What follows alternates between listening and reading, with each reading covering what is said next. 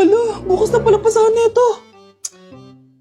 So ano na balita ng revision ng thesis natin, Samantha, ha? Babe, ano ba?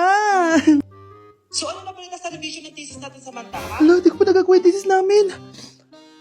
Nagka-emergency kasi. Sus, emergency? Kasama mo lang naman jowa mo. Tanggalin kita sa group dyan eh. Patay, lagot ako neto, babe. Paano niyan tayo?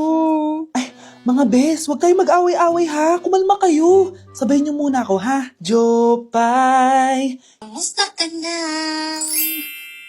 Huwag ka nang mawala. Ngayon. Teka, si Scarlett ba yun? Dadalhin kita sa aming bahay. In fairness, ang ganda ng boses mo, be. Di tayo aalis tayo. Sa tunay na mundo. O, diba? Kumalma rin kayo. Ang fun kasi magkanta-kanta dito sa bus. Tapos, nakakaaliw pa yung mga filters. Buti na lang talaga, magaganda yung mga boses natin, mga bae. Truly! Wala pang ginawa sa Scarlett, oh. Ikaw, Scarlett! Nasaan yung IRS mo, ha? Ay, sorry. Wala din pala ako. Wait lang, gagawin ko na, ha? Sorry na. Pwede ba? Hala, nalipat na naman ako ng classroom. Bakit kinder yung nakalagay dito? Saan yun? Ba't puro mga bata yun nandito? Hi mga bata! Ang lesson natin ngayon ay addition. Sino dito ang makakasagot ng 1 plus 1? Ang dali naman ng lesson dito. Ma'am, 1 plus 1 is equals to 2. Correct! Mga bata, 5 claps para kay Scarlett. Hindi niyo ba alam yun? Mga bata, science na tayo ha. Ilan ang planeta sa solar system natin? Ba't walang nagtataas ng kamay? Ma'am, there are 8 planets in our solar system. Correct! Siguro nag-a-advance reading si Scarlett. Lo, ba't parang walang alam yung mga kaklase ko? Okay, tatatakan ko ng star sa kamay ang makakasagot neto. What are the primary colors? Ha? Ba't ang dadali na subject dito? Last sem, nag-research lang ako eh. Ma'am, the primary colors are red, blue, and yellow. Wow! Mukhang may magiging top 1 na tayo ah. Hala, mukhang magiging top 1 pa ako dito. Namali siya ng classroom. Scarlett Iha, namali ka daw ng classroom, oo. Lumipat ka na lang dun sa grade 12. Ano? Siya ba'y napunta sa kinder? Alright, may bagong dating tayo, class. Miss, pwede mo bang sagutin itong nasa blackboard? Ano yan? Madali lang yan. Madali? Sir, babalik na lang pala ako sa kinder. Buti ba doon magiging top 1 ako? Bye! Hala, nalipat na naman ako. Nasaan na naman yun? Ha? Kailan pa nagka-aircon sa classroom namin? Alamig.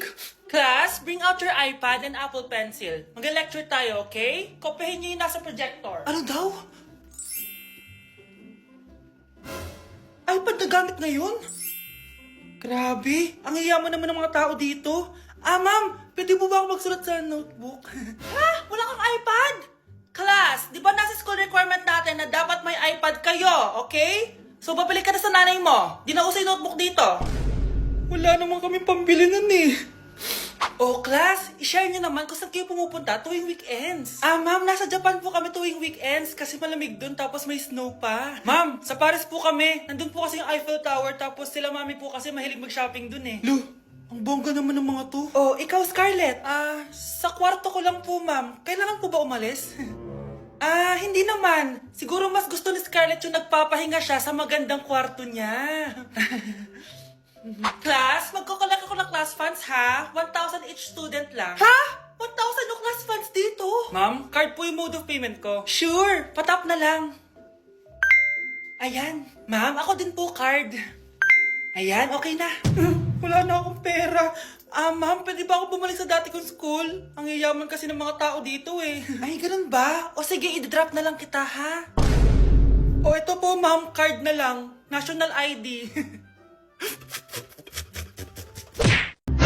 Mars, ikaw ba yan? Uy, Mars, kamusta ka na? Mars, buntis ba anak mo? Paano mo naman nasabi, Mars? Ba't ganun? Ang laki ng tiyan. Imposible yun, Mars. Wala nga jowa yun eh. Ay naku, Mars, tanungin na lang natin. Anak, punta ka nga dito. Ano yun, Nay? Anak, di ba wala ka naman jowa? Nay, aamin na po ako. May jowa po talaga ako. Pero di naman kayo nakikita, di ba? Nay, madalas po kami magkita. Pero ka naman buntis, di ba anak? Nay, may aaminin ako sa'yo. Isang buwan na akong... Naku, ayan na ba sinasabi ko sa'yo, Mars? Anak, ba't ngayon mo lang sinabi sa akin? Magkakaapo na tayo. Nagdadalang tae. OMG, grabe yung baha, oh. For sure, marami naman nakurakot si Dad. Paldo.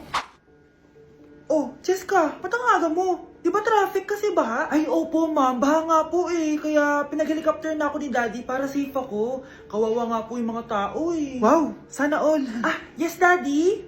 Opo, nandito na po ako sa school. Yung baon ko 1 million ha, send mo na. Ha? 1 million yung baon niya?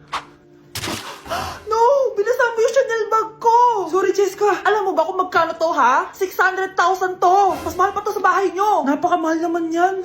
Whatever. Papabili na lang ulit ako. Salamat ka, mabait ako. Nahiya naman tong 300 peso ng bag ko. Be, tara sa kantin. Nag-crave ako ng siomay tsaka ng kwek-kwek. Tara. Pwede bang sa Wolfgang na lang tayo mag-lunch? Hindi kasi ako sanay sa mumurahing pagkain. Be, anong kala mo sa akin? Anak ng CEO? Ano ba yan? Hindi ba kayo binibigyan ng allowance ng daddy nyo? Ako na nga lang. Hindi ka naman ganyan dati. Okay, class. Si Cheska na ang bago nating treasurer. Ma'am, wag si Cheska. Kukurakutin niya lang yung class funds natin. Parang tatay niya. Flood control, ayaw. Gastos, gusto. Kaya mayaman si Cheska kasi korap ang pamilya niya. Ang laki ng tax na binabayaran ko. Sa Disney Princess pala natin napupunta lahat. Habang kami, binabaha na dito. Ikaw pa helicopter lang. Wow, napaka-lavish mo naman. Tsaka, pera muna ako nito Chanel bag mo ha. May ambag din ako dito, no? Hindi kami titigil hanggat walang nakukulong. Deserve niyong magdusa. Ayun na, bilisan mo! Hala, dugo ba yung pinampunas niya sa mukha niya? Anak, tignan mo to, oh! Ano yun, Nay? Anak, ano yung nasa mukha mo? Dugo ba yan? Ginagaya mo ba yung pinupload ko? OA ka talaga, Nay. G2G peeling solution to. Gentle exfoliating to. Tinatanggal nito yung mga blackheads, whiteheads, tas nakakaliit din ng pores. 2 times a week ko to ginagamit, kaya instant glowing at smooth na yung texture ng skin ko. Ay, perfect yan, anak. Ang dami ko pa namang blackheads tapos ang laki pa ng mga pores ko. Charan! O, ito, Nay, sa'yo na to, ha. 199 pesos lang yan. Thank you, anak, ha. Huwag mo na ulit ako gugulatin ng ganun, ha. OA ka lang talaga, Nay. Anak, may bisita ka. Sino po, Nay? Oh, anak, napano ka? Ba't parang nakakita ka ng multo? Ah, wala, Nay. Ma'am, kamusta naman po yung anak ko sa school? Isusumbong ko si Kyle sa inyo, ma'am. Ma'am, bakit? May ginawa ba siya? Yang anak mo kasi, ano po, ma'am? Napakagaling, oo. Masipag at matalino yan sa school, ma'am. Opo, tama, Nay. Buti naman. Akala ko kasi kung ano na ginagawa nito, eh. Kaso ano, ma'am? May mga kailangan lang ako itanong sa inyo, ma'am, kung totoo ba tong nasa test paper ni Kyle? Patay ako nito. O sige, ma'am. Unang tanong, anong pangalan ng nanay mo? Susan, ang sagot niya. Tama ba, ma'am? Tama naman, ma'am. Pangalawa, ano ang trabaho ng nanay mo? Ang sagot niya, housewife. Tama ba? Oo, ma'am, tama. Okay. Pangatlo, ano ang gustong ginagawa ng nanay mo sa'yo? Pinaglulutuan, binibigyan ng baon. Tama ba? Oo naman, mahal na mahal ko yan si Kyle. Ano ang ayaw na ginagawa ng nanay mo sa'yo? Wala naman nakalagay dyan, di ba, ma'am? Kasi wala naman ako ginagawang masama sa kanya. Ang nakalagay dito ay palaging inuutusan. Pinapalo ng hanger. Anay! Binabato ng kaldero, sinisigawan, minumura, at pinapalayas. Tama ba, ma'am? Walang iya ka, anak. Halika rito! Nay, wag mo! Pinapalo pala kita ng hanger, ha? Halika rito, matatamaan ka sa akin! Nay, test paper lang yan eh. Ma'am, kumalma ka. Kumalma? Kasalanan mo to eh. Ikaw una matatamaan sa akin. Sabi ko na lalayas na ako eh. Anak, nakita mo ba yung cellphone ng tatay mo? Nilagay ko dun sa loob ng kabaong niya bago siya ilibing. Ha? Ba't mo naman ginawa yun, anak? May mga importante laman dun. Baka sakaling buhay pa siya para matawagan niya ako. Ay, Diyos ko talaga tong batang to.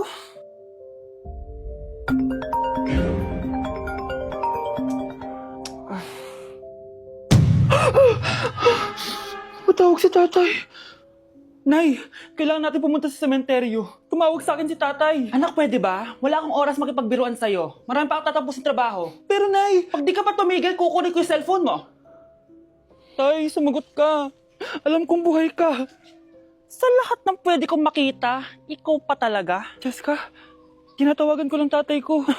Nababaliw ko na talaga, no? Patay na tatay mo, di ba? Baliw! Hindi, buhay siya. Ito tandaan mo, kapag hindi ka pa tumigil sa kabaliwan mo, susunod ka na sa tatay mo. Sinabihan akong baliw ni Cheska tapos sinaktan niya ako. Totoo naman, di ba? Nabuhay ka. Anak, nabalitaan mo na ba? Ha? Ang alin, Nay? Patay na si Cheska. Natagpuan siyang walang buhay dyan sa may ilog. Ano? Ay, Diyos ko, kawawang bata. Tay, sumagot ka na please. Ikaw! Ikaw ang pumatay sa anak ko! Ano? Eh, siya nga to ng away sa akin eh. Ikaw ang huli niyang kasama. Tandaan mo to. Isusunod kita sa tatay mo. Tay, hindi ko na alam gagawin ko. Sinisisi ako ng nanay ni Cheska sa pagkamatay ng anak niya. Natatakot ako. Anak, yung nanay ni Cheska. Oh, bakit nay? Pinatay daw. Binitin sa may puno. Ano? Nakakatakot na dito sa barangay natin, anak. Sinong pumapatay sa kanila? Nay, may tao. Sino po sila? Magandang araw po. Ako po si Detective Jason. Ako ang may hawak sa investigation case sa pagkamatay ni Cheska at ng kanyang nanay. Bakit kayo nandito? Dahil dito,